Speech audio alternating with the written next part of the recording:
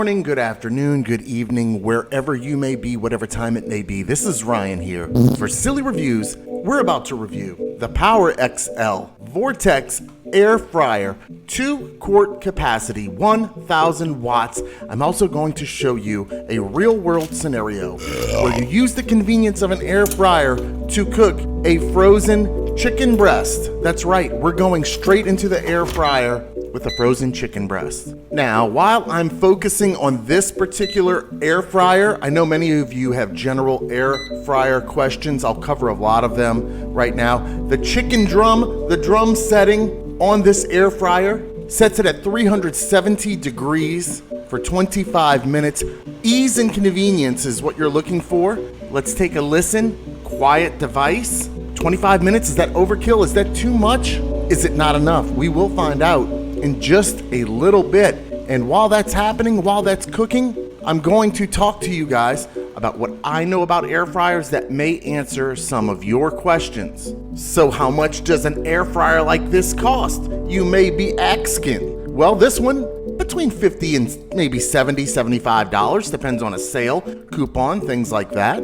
Hey Ryan, I've seen 10 quart air fryers. Yours is only a 2 quart. Is an air fryer of this size adequate for me and my family? It all depends on what you're trying to cook. Here, I've only tried to cook 1 chicken breast, but you could throw 2 or 3 in there. Now, after 25 minutes on 370 degrees, the automatic chicken setting, while the outside upper portion of this looks pretty good, if you stab it with a fork, if you just jug that breast and you look under there, for me, I'm not comfortable with chicken that looks like that. I'm gonna flip it over. I'm gonna run it back one more time on the automatic chicken settings. 25 minutes, 370 degrees. I like my meat well done, especially chicken extra. We're gonna get it extra well done. Let's let it run one more cycle. 50 minutes, we're right under an hour here. Ryan, do air fryers really work? Yes, they do. This is not my first rodeo with an air fryer, not in the least.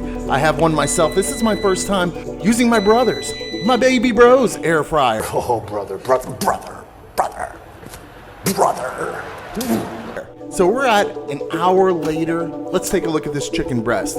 It is dark.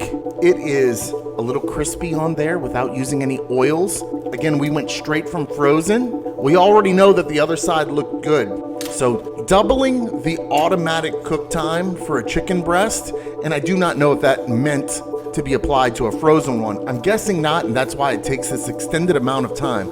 But set it and forget it is one thing I like about an air fryer. The inside still relatively juicy, definitely still juicy. It would taste good in a variety of meals, or just dump some mustard on top of that. If you're on your little workout, high protein, low carb health kick, you would be in the game. And meanwhile, while this is cooking and you had to do nothing while it was cooking, you could clean your house, you could do your homework, you could watch an episode or 2 of your favorite television show, cut the grass, rub one out, get a quick workout in. Keep in mind, when you're using an air fryer to cook your food, especially meats, things that traditionally, I guess people enjoy when they cook them, they're fully cooked and they're still a little bit juicy. An air fryer is hot air that's circulating. It is basically an amped up, juiced up food dehydrator. It is very hard, at least difficult for me, to figure out how to get chicken, beef in an air fryer to be fully cooked and not be kind of dry, but that's why they invented sauces. Am I right? So let's talk about cleaning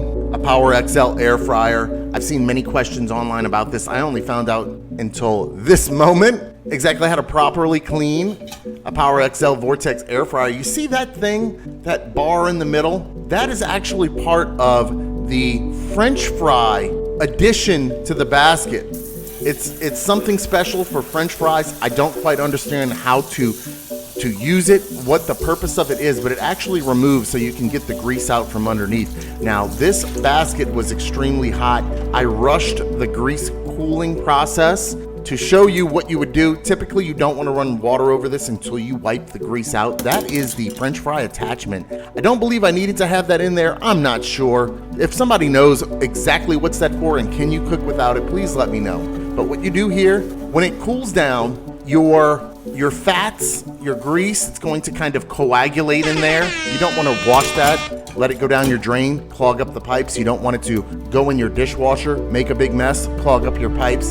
So you want to remove this part if you have it in, let it cool down, let the grease firm up. Then you want to take a napkin like I did and wipe that stuff out, pitch it in the trash. Your air fryer basket is top rack safe for your dishwasher, so you can pop both parts of the basket and the fry attachment in your top rack of your dishwasher. But again, make sure you do not have a bunch of grease in there, okay? It's safe to put up there. It's going to come out pretty. You're not going to damage the nonstick. 2 thumbs up. By the time '09 rolled around, I was looking up consent ages in my local town. 16 would be sweet, and you know I couldn't wait 6 more years and Raymond would have a date. I asked Dad for his blessing and he hesitated. He was begging me to wait, so we had a debate. Daddy let me penetrate. How about